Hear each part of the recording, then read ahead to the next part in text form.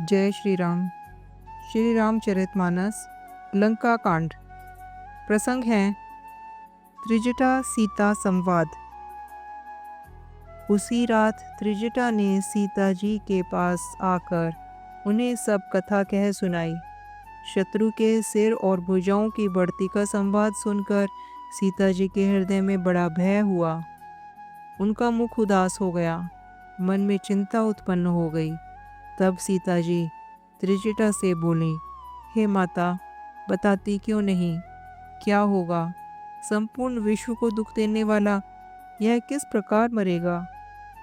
श्री रघुनाथ जी के बाणों से सिर कटने पर भी नहीं मरता। विधाता सारे चरित्र विपरीत ही कर रहा है। सच बात तो यह है कि यह मेरा दुर्भाग्य ही उसे जिवा रहा है। जिसने मुझे भगवान के चरण कमलों से अलग कर दिया, जिसने कपट का झूठा स्वर्ण मृग बनाया था, वही देव अब भी मुझ पर रुष्ट है। जिस विधाता ने मुझसे दुस्सह दुख सहन कराए और लक्ष्मण को कड़वे वचन कहलाए, जो श्री रघुनाथ जी के विरह रूपी बड़े विषैले बाणों से तक तक कर मुझे बहुत बार मार कर अब भी मार रहा है, और ऐसे दुख में भी जो मेरे प्राणों को रख रहा है, वही विधाता उस रावण को जिवा रहा है, दूसरा कोई नहीं। कृपा निधान श्री राम जी की याद कर करके जानकी जी बहुत प्रकार से विलाप कर रही हैं। त्रिजटा ने कहा, हे राजकुमारी, सुनो।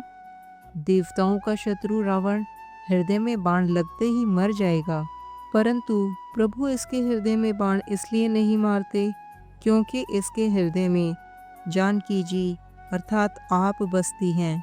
वे यही सोचकर रह जाते हैं कि इसके हृदय में जानकी का निवास है और जानकी के हृदय में मेरा निवास है, और मेरे उदर में अनेकों भुवन हैं।